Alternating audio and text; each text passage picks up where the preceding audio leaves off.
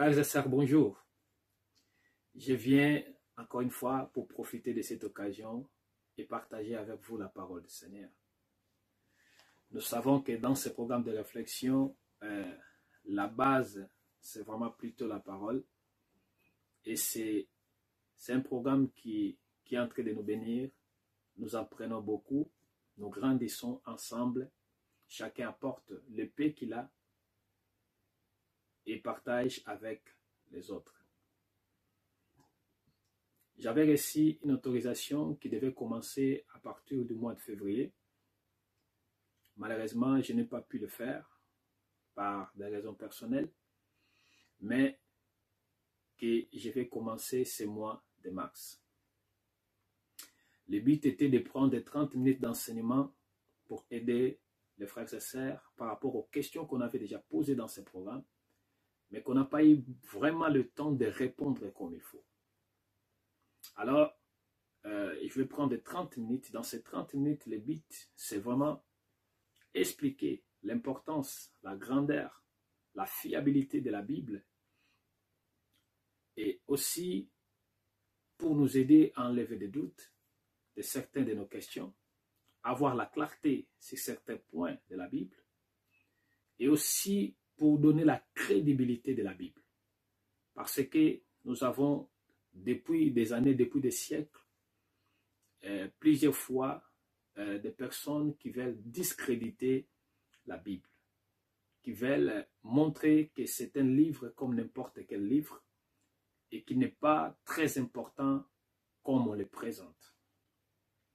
Donc, dans cela, nous allons apprendre pour aussi mieux défendre cette parole, cet évangile, cette parole écrite de Dieu, la Bible.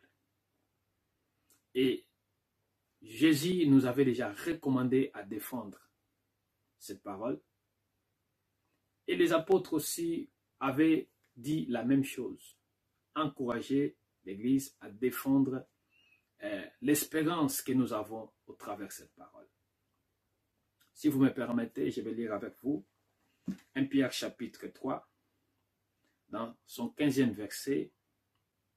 Pierre dit, « Soyez toujours prêts à défendre l'espérance qui est en vous, devant tous ceux qui vous en demandent raison. » Je vais continuer.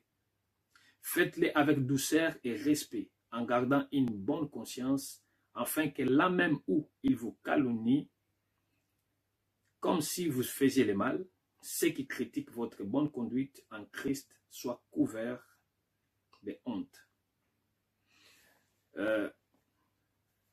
Ici, l'apôtre Pierre est en train de nous dire qu'il est très important de défendre notre espérance. Notre espérance est basée sur la parole de Dieu. Il dit, mais faisons-les avec douceur et avec beaucoup de respect. Avec douceur et avec beaucoup de respect. Défendre l'évangile ou défendre la parole de Dieu, ce n'est pas faire des débats. Défendre l'évangile, c'est présenter ce qu'elle est, présenter ce qui est écrit et ensuite laisser que chacun soit d'accord ou pas d'accord. La Bible ne nous oblige pas. Jésus nous a dit, allez par tout le monde, faites de toutes les nations mes disciples. Baptisez-les au nom du Père, du Fils et du Saint-Esprit. Dans Marc 16, il dit, celui qui croira sera sauvé, celui qui ne croira pas sera condamné. C'est-à-dire, ne forcez pas les gens à croire à ce que vous croyez. Mais présentez l'évangile comme il faut. Et si la personne croit, gloire à Dieu. Si la personne ne croit pas, gloire à Dieu. Alors, voilà pourquoi j'aimerais prendre part à ce moment pour présenter l'évangile. Tout d'abord pour enseigner et ensuite aussi pour nous encourager à mieux le défendre. Mais avant tout, j'aimerais donner quelques conseils qui sont très importants par rapport à ce que nous allons partager. Quand nous voulons parler de Dieu ou nous voulons parler de la Bible, il faut éviter des erreurs graves.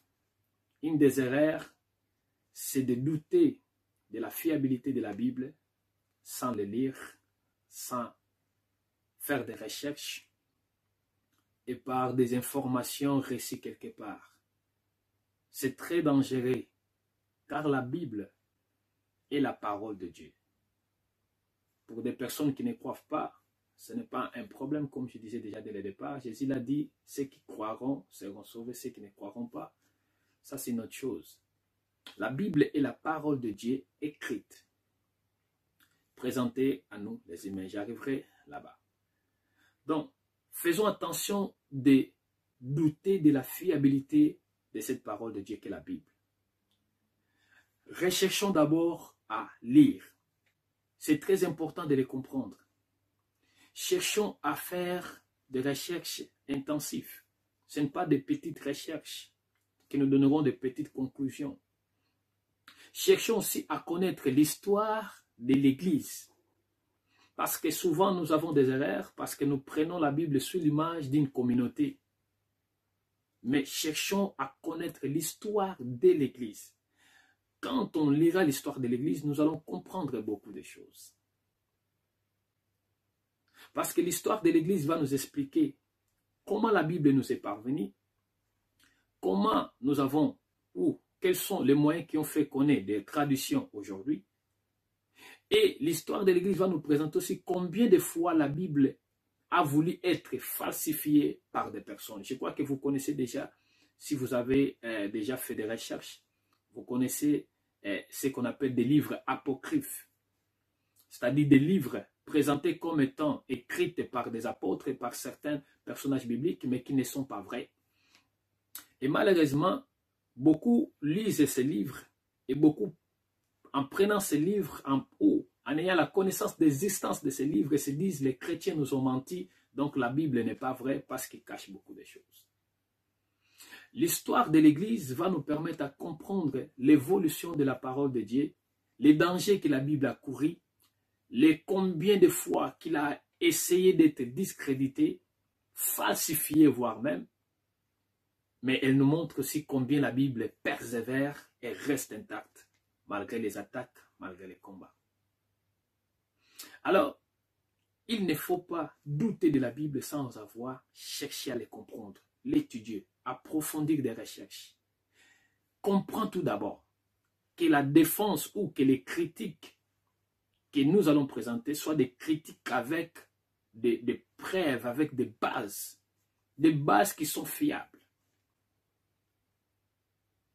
Deuxième erreur à ne pas connaître, c'est de ne pas poser de questions.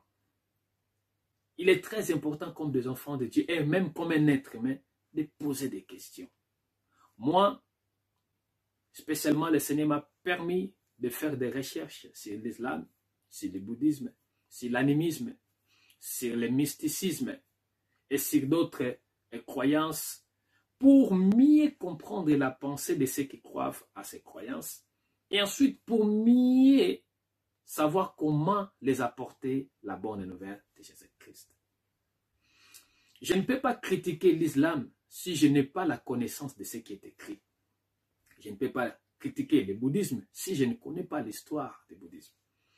Je ne peux pas critiquer le mysticisme si je ne connais pas, je n'ai jamais été dans ce milieu ou je n'ai jamais lu des livres.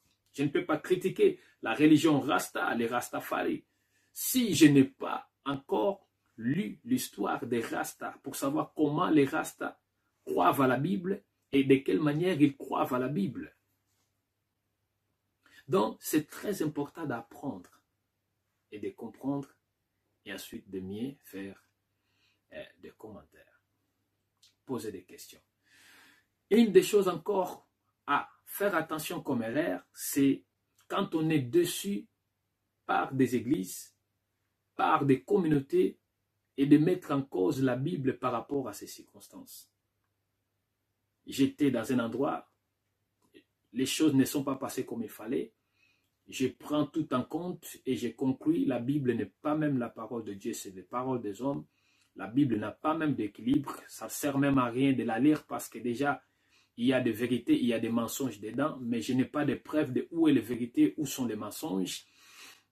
Pourquoi? Parce que quelqu'un m'a blessé, parce qu'une communauté chrétienne m'a blessé. Proverbe chapitre 13, verset 3, Salomon dit ceci, « Celui qui veille sur sa bouche se garde lui-même, mais celui qui ouvre des grandes lèvres Dans Ecclésiaste chapitre 5, verset 1, il dit encore, ne te presse pas d'ouvrir la bouche, que ton cœur ne se précipite pas pour exprimer une parole devant Dieu. Donc, il faut qu'il y ait cette attention, que nous n'ayons pas ce sentiment de commenter sans avoir la certitude de ce que nous commentons. Comme je l'ai dit, moi, quand je discute avec des frères musulmans, je discute par rapport à leurs écrits. Je lis leurs écrits et ensuite j'aborde la discussion par rapport à ce qui est écrit dans leurs livres. Je ne peux pas tout de suite commencer à dire vous êtes comme ça sans comprendre leurs pensées, sans comprendre ce qui est écrit dans leurs livres. Ce n'est pas parce que j'étais quelque part, j'ai été blessé, je mets en cause la Bible. C'est très dangereux. Et j'aimerais vous conseiller, lisons la Bible. Pourquoi lisons la Bible? Parce que la Bible est tellement importante dans tout. La Bible est tellement importante dans toutes choses. Mais tout d'abord, la Bible est la précieuse des choses que le Seigneur nous a laissées. Il y a un goût quand on lit la Bible. Surtout quand on le lit parce que nous voulons apprendre. Quand on les lit parce qu'on a envie de les comprendre. Mais le diable est malin. J'aime bien ce que dit un évangéliste qui est déjà décédé, un évangéliste américain, D.L. Moody. Il dit, le péché t'éloignera de ce livre. Et ce livre t'éloignera des péchés. Le diable fait de tout, mais de tous ses efforts, depuis que la parole de Dieu a été mise à écrit. Et jusqu'aujourd'hui, il fait tout pour discréditer la parole de Dieu. Et je vous dis la vérité, le diable connaît la Bible. Preuve à l'appui, dans le désert, il dit à Jésus, il est écrit, il donnera des ordres à ses anges. C'est qu'il connaît la Bible. Mais c'est là où il y a le problème parce que beaucoup de gens tombent dans l'erreur parce qu'ils connaissent des versets de la Bible. Connaître un verset de la Bible, ce n'est pas connaître la vérité. Connaître la vérité, c'est de comprendre le sens approfondi du verset que tu viens de lire. Parce qu'il y a beaucoup de gens qui parlent des versets de la Bible, mais qui ne connaissent pas les secrets cachés, les trésors cachés dans ces versets. Moody dit, le péché t'éloignera de ce livre, mais ce livre t'éloignera aussi des péchés. C'est quoi le péché? Le péché, c'est rater un cible, c'est-à-dire de rater l'objectif que tu devais avoir. Et notre objectif que Dieu nous a créé, c'est tout d'abord pour l'adorer. Dieu nous a créés pour l'adorer. L'adoration est la base de l'homme. Ce n'est pas Dieu nous a créés pour faire ceci ou non. La base que Dieu a poussé l'existence de l'homme sur terre, c'est tout d'abord l'adorer. Ensuite, Dieu a voulu aussi que son règne soit encore expandi. Il a créé un règne terrestre dont l'homme était son représentant. Mais la base de tout était que l'homme adore Dieu. Voilà pourquoi depuis la chute, nous voyons que l'homme, comme il a été créé avec l'objectif principal, l'adoration à Dieu, il finit par cet éloignement, par cette séparation avec Dieu, l'homme commence à chercher quelque chose à adorer. C'est-à-dire, son être intérieur lui dit, tu dois être adoré, parce que tu as été créé pour adorer. Alors, comme tu es éloigné de Dieu, cherche quelque chose à remplacer. C'est pour ça que nous remplaçons souvent des idoles, souvent nous remplaçons, l'homme adore sa femme, l'homme adore son corps, la beauté de son corps, l'homme adore le soleil, l'homme adore l'eau, l'homme adore ses ancêtres, l'homme adore, je ne sais pas, des pierres. Donc, parce que nous étions créés avec un seul but, adorer Dieu.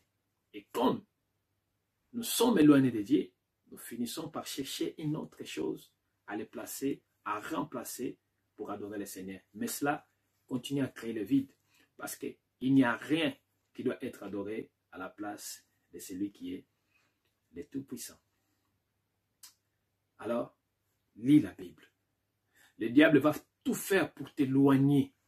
Le diable va tout faire pour te montrer que ce livre est un livre de bandits. C'est un livre de mensonges. Il a été inventé par les hommes. Lis-les. Avant que tu puisses dire, c'est vrai, lis-les. Mais ne les lis pas pour dire, je vais les lire. Lis pour comprendre. Lis pour faire des recherches approfondies. Lis pour que tu sois convaincu. Parce que si tu vas les critiquer, ce n'est pas grave. Mais critique-les avec des convictions, avec des détails. C'est ça être un apologiste. Essaye de défendre tes convictions, mais avec des détails. Si tu veux combattre la Bible, combat-les avec des détails. C'est très, très important. Lisons la Bible. Découvrons les trésors cachés dans la Bible. La Bible est éternellement la parole de Dieu. Elle restera la parole de Dieu. C'est la parole que le Seigneur nous a laissée pour nous aider à comprendre qui il est, comment il est, qu'est-ce qu'il pense, quelle est sa volonté, quels sont ses projets, quels sont ses plans. C'est ça, la Bible. David dit dans Psaume chapitre 119, verset 103, que tes paroles sont douces pour mon palais. Elles sont plus douces que le miel à ma bouche.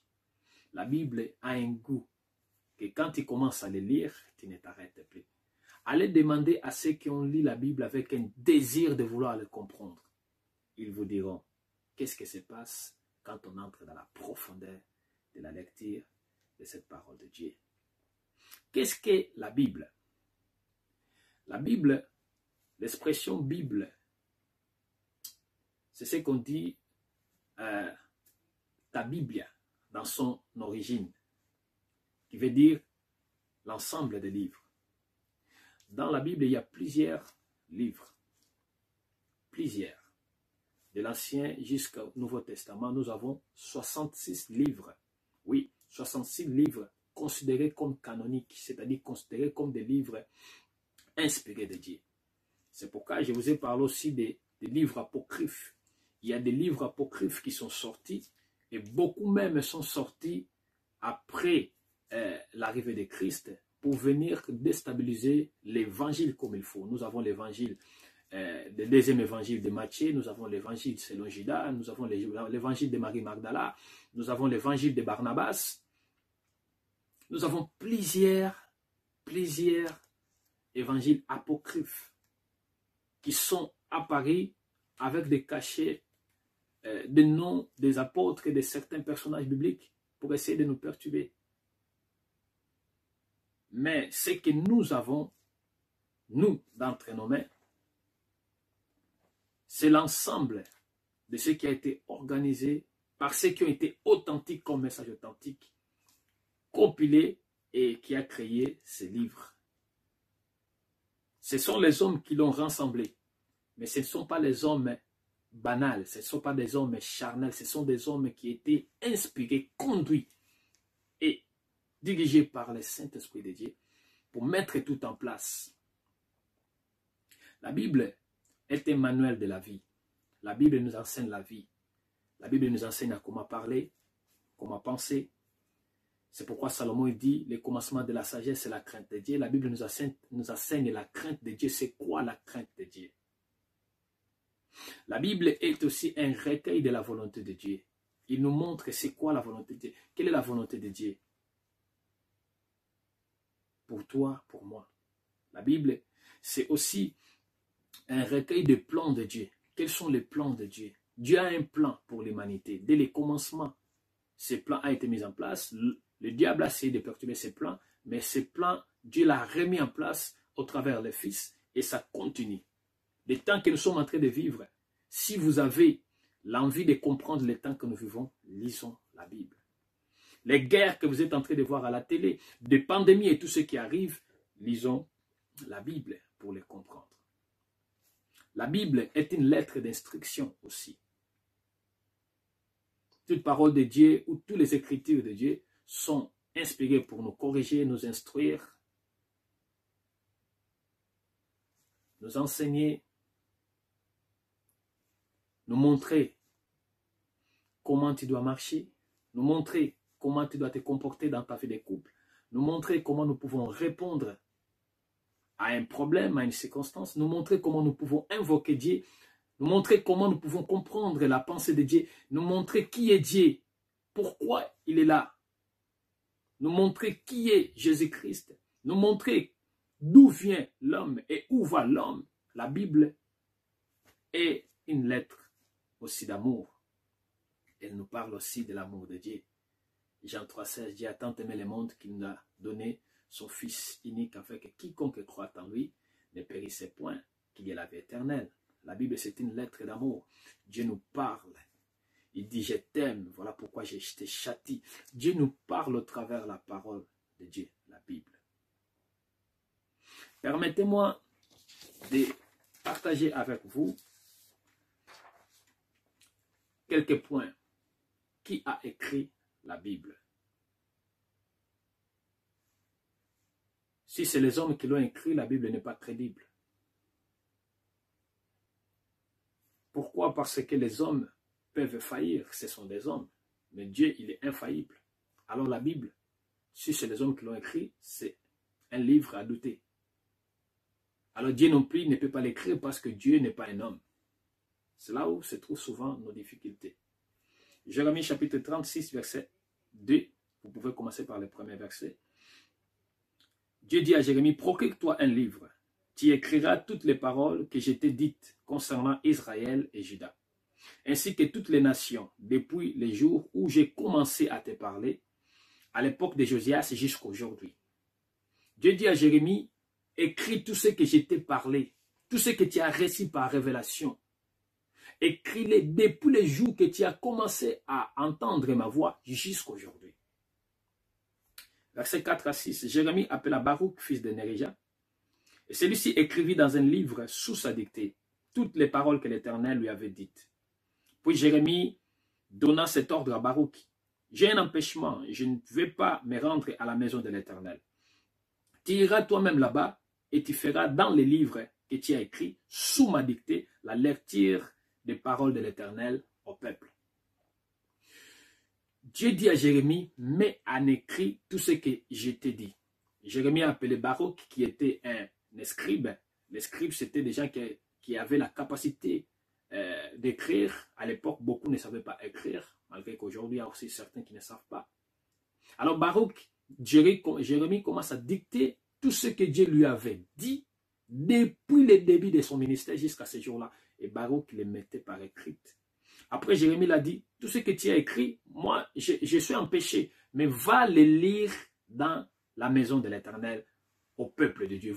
Dans une autre expression, nous pourrons le dire, va les lire à l'église. Nous comprenons maintenant que quand on lit la Bible, nous ne lisons pas ce que les hommes ont écrit par leurs sentiments. Nous lisons ce que Dieu a donné aux hommes à mettre par écrit pour que nous connaissions sa pensée. Pourquoi Dieu a dit à Jérémie: écris-les? C'est pour que le peuple sache et que ça reste. Parce que le message oral peut disparaître. Et aujourd'hui, nous, surtout nous, les Africains, nous avons beaucoup perdu nos valeurs africaines parce que nous n'avons pas mis par écrit le message oral de nos ancêtres, la valeur de nos cultures. Nous l'avons perdu parce qu'elles n'ont pas été mises à écrit. Mais aujourd'hui, heureusement, il y a plusieurs déjà qui commencent à se lever, à faire des recherches et à mettre par écrit nos valeurs africaines.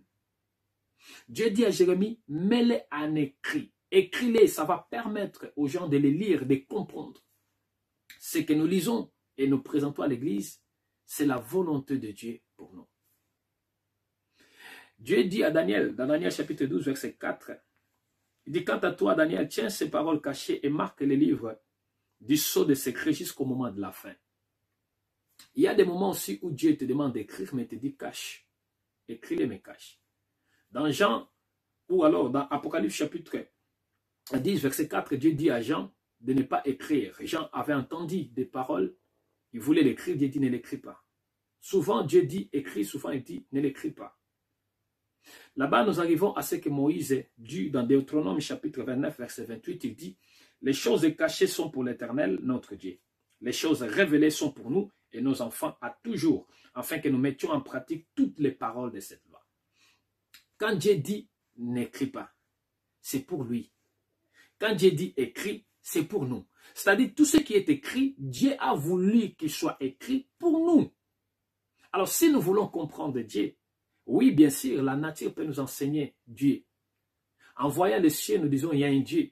En voyant les arbres, nous disons il y a un Dieu. Mais quand on lit la Bible, nous comprenons pourquoi l'arbre est là. Pourquoi le soleil il est là. Pourquoi la ligne il est là. Pourquoi moi je dois mourir. Et quand je meurs, où irai-je? Cela, tu ne peux pas le comprendre si Dieu n'avait pas ce principe et cette initiative de dire aux hommes, mettez-les par écrite. Dans Apocalypse chapitre 2, verset 1, verset 8, verset 18, verset 12, vous allez voir, là-bas, Jean reçoit la vision glorieux de Jésus-Christ. Et Jésus lui donne des ordres. Il dit, écris à l'église. Si vous le lisez ou vous l'avez déjà lu, vous allez remarquer. Écrit à l'église d'Éphèse ou écrit à l'ange de l'église d'Éphèse, écrit à l'ange de l'église de Smyrne, il est en train de lui donner l'ordre de mettre par écrit les choses qu'il lui dit. Imaginons que Jean ne l'écrit pas. Comment nous pourrions être aujourd'hui? Vous savez qu'aujourd'hui, les temps que nous sommes en train de vivre, tout ce que nous sommes en train de voir là arriver, nous les comprenons spirituellement parce que Jean avait eu les principes d'écrire. Imaginons que Jean n'écrit pas Apocalypse. Qui aurait eu la connaissance de tout ce qui se passe, ou le discernement de tout ce qui se passe, en sachant, on commence à comprendre que l'homme un peu s'approche. Nous approchons vers la fin. Les détails que Jean donne dans les livres d'Apocalypse, beaucoup de détails sont révélés, beaucoup ne sont pas encore révélés, mais elle nous enseigne beaucoup de choses sur le temps de la fin que nous sommes en train de vivre. Si elle n'a pas été écrite, comment pourrions-nous apprendre ces choses? La Bible est importante. Si vous lisez chapitre 3, toujours Apocalypse, verset 1, verset 7, verset 14, nous remarquons encore là-bas ces précieuses initiatives du Seigneur de vouloir dire Dieu nous parle au travers de la parole de Dieu, la Bible.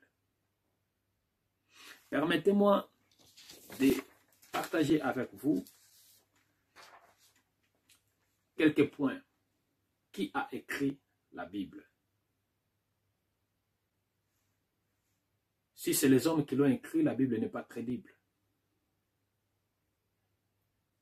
Pourquoi? Parce que les hommes peuvent faillir, ce sont des hommes. Mais Dieu, il est infaillible. Alors la Bible, si c'est les hommes qui l'ont écrit, c'est un livre à douter. Alors Dieu non plus ne peut pas l'écrire parce que Dieu n'est pas un homme. C'est là où se trouvent souvent nos difficultés. Jérémie chapitre 36, verset 2. Vous pouvez commencer par le premier verset. Dieu dit à Jérémie, procure-toi un livre. Tu écriras toutes les paroles que je t'ai dites concernant Israël et Juda, ainsi que toutes les nations, depuis les jours où j'ai commencé à te parler, à l'époque de Josias jusqu'à aujourd'hui. Dieu dit à Jérémie, écris tout ce que je t'ai parlé, tout ce que tu as reçu par révélation. Écris-les depuis les jours que tu as commencé à entendre ma voix jusqu'à aujourd'hui. Versets 4 à 6, Jérémie appela Baruch, fils de Nérija, et celui-ci écrivit dans un livre sous sa dictée toutes les paroles que l'Éternel lui avait dites. Puis Jérémie donna cet ordre à Baruch. J'ai un empêchement, je ne vais pas me rendre à la maison de l'Éternel. Tu iras toi-même là-bas et tu feras dans les livres que tu as écrits, sous ma dictée, la lecture des paroles de l'Éternel au peuple. Dieu dit à Jérémie, mets en écrit tout ce que je t'ai dit. Jérémie a appelé Baruch, qui était un scribe.